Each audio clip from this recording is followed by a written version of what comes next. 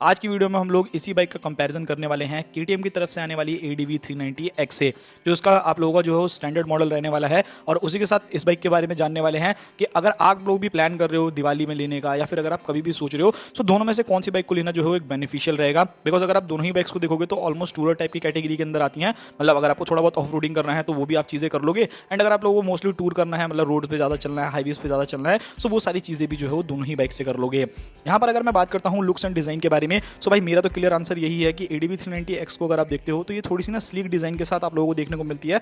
But नहीं, अगर मैं RTX के बारे में बात करूँ तो थोड़ा अगर आपको बल्कीनेस चाहिए ना बाइक के अंदर की, 300 सीसी की हो तो सही, बट वो देखने में ऐसा ना लगे कि वो 300 सीसी की बाइक है। तो मुझे लगता है कि जो TVS की RTX है वो काफ़ी ज़्यादा अच्छा जो है वो लुक आप लोगों को ऑफर करती है। KTM जिस चीज़ के लिए सबसे ज़्यादा जाना जाता है वो जाना जाता है अपने इंजन के लिए। इस बाइक के अंदर आपको 398 सीसी का single cylinder liquid cooled FI BS6 complaint engine मिलता है, जो समथिंग अराउंड 46 bhp तक का maximum power and 39 Newton metre of torque generate करता है with a 6 speed gear box. वहीं अगर आप RTX को देखते हो तो ये इंजन जो है वो लगभग 100 सीसी जो है वो छोटा रहने वाला है, यानी 299 सीसी का single cylinder liquid cooled FI BS6 complaint engine, जो लगभग 36 bhp तक का पावर एंड 28.5 न्यूटन मीटर तक का टॉर्क जनरेट करता है with a 6 speed gear box. यहाँ पर अगर मैं नेक्स्ट चीज़ के बारे में बात करता हूँ जो रहने वाला है फीचर्स। अब देखो TVS ने जो अपनी RTX को लॉन्च किया है ना, उसके अंदर तो ऐसे ऐसे फीचर्स दिए हैं कि भाई मतलब बहुत ही ज़्यादा कमाल के फीचर्स ऑफर करती है आपको बाइक्स। बट यहीं अगर आप लोग देखते हो ADV 390X को, तो इसके अंदर आप लोगों को ना काफ़ी ज़्यादा ठीक ठाक फीचर्स मिल जाते हैं। लाइक ऑलरेडी सेटअप मिल जाएगा, TFT डिस्प्ले मिल जाएगा, क्विक शिफ्टर हो गया, स्लीपर क्लच हो गया, स्विचेबल ABS हो गया, राइडिंग मोड्स हो गया, traction control, ride by wire, hazard light, Bluetooth connectivity, cruise control. इसके अंदर X वाले वेरिएंट में आपको क्रूज कंट्रोल मिल जाता है, तो ये काफ़ी ज़्यादा बेस्ट चीज़ रहने वाली है। एंड वहीं अगर आप लोग देखते हो भाई RTX को, तो ये भी कहीं पीछे नहीं है। ये बाइक भी आपको काफ़ी ज़्यादा अच्छे फीचर्स ऑफर कर देती है, लाइक ऑलरेडी सेटअप जैसी चीज़ें हो गई, cruise control, quick shifter, riding modes हो गया, स्विचेबल ABS हो गया, राइड बाय वायर हो गया, गूगल मैप्स हो गया। तो ऑलमोस्ट अगर आप देखोगे ना तो एक आधी फीचर ऐसे होंगे जो आपको 390X के अंदर नहीं देखने को मिलेंगे, एंड एक आधी फीचर ऐसे होंगे जो कि आपको RTX के अंदर नहीं देखने को मिलेंगे। अदरवाइज ऑलमोस्ट दोनों ही बाइक्स के अंदर आपको काफ़ी हद तक काफ़ी अच्छे से फीचर जो है वो ऑफर करती है दोनों ही कंपनी। अब बात करते हैं दोनों ही बाइक्स की ब्रेकिंग सिस्टम के बारे में। सो यहाँ पर अगर आप ब्रेकिंग देखोगे तो भाई आपको ऑलमोस्ट सिमिलर जो है ब्रेकिंग देखने को मिलेगी। RTX के अंदर 320 mm की फ्रंट डिस्क एंड 240 mm की रियर डिस्क देखने को मिलती है,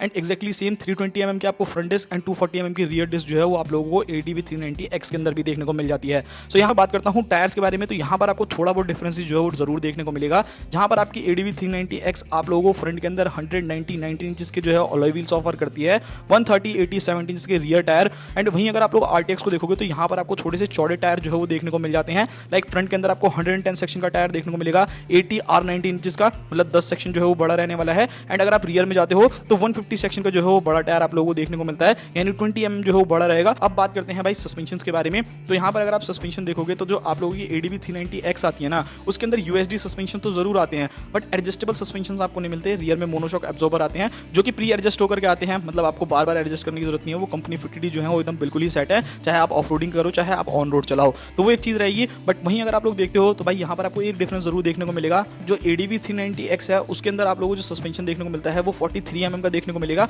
बट वहीं अगर आप RTX को देखते हो तो 41 mm की USD suspension and monoshock absorber आपको रियर में मिलता है। एंड अगर आप चाहते हो कि इसके अंदर ही जो है मेरे को USD सस्पेंशन जो है वो एडजस्टेबल मिल जाए, उसके लिए आपको BTO वर्जन की तरफ जाना पड़ेगा। बट अगर आप KTM में ये चीज़ चाहो कि भाई मेरे को जो है एडजस्टेबल सस्पेंशन मिले, तो उसके लिए आपको सीधा S वाला वेरिएंट लेना पड़ेगा जो इसके ऊपर आता है। तो वो एक चीज़ देख लेना। बाकी अगर मैं सस्पेंशन फीडबैक के बारे में बात करूँ तो काफ़ी अच्छा फीडबैक जो है वो दोनों ही बाइक्स का रहने वाला है, कहीं पे भी आपको निराशा नहीं होगी। हाँ थोड़ी बाकी यहाँ पर अगर आप सीट देखोगे तो ADV की सीट जो है वो कंफर्टेबल है, बट मेरे को ऐसा लगता है कि जो RTX की है ना उसकी राइडर एंड पिलियन दोनों ही जो है वो कुछ ज़्यादा ही अच्छी रहने वाली है, तो वो एक काफ़ी ज़्यादा प्लस पॉइंट मिल जाता है RTX को। नाउ अब बात करते हैं दोनों ही बाइक्स के डायमेंशंस के बारे में कि डायमेंशंस में आपको कहाँ कहाँ क्या क्या चेंजेस जो है वो देखने को मिलेगा। तो यहाँ पर अगर आप डायमेंशंस देखते हो तो भाई आपको 228 mm का जो है वो ग्राउंड क्लियरेंस देखने को मिलने वाला है ADV 390X में, जहाँ पर आपको RTX के अंदर सिर्फ और सिर्फ 200 mm का देखने को मिलता है, यानी कि 28 mm जो है वो ज़्यादा आप लोगों को जो है ग्राउंड क्लियरेंस मिलेगा ADV 390 के अंदर। उसी के साथ यहाँ पर अगर मैं बात करूँ दोनों ही बाइक के वेट के बारे में, तो वेट जो है वो ऑलमोस्ट जो है सिमिलर रहने वाला है। 180 किलो का जो है वो आप लोगों को वेट मिलेगा RTX के अंदर, और 181 किलो का आप लोगों को वेट मिलने वाला है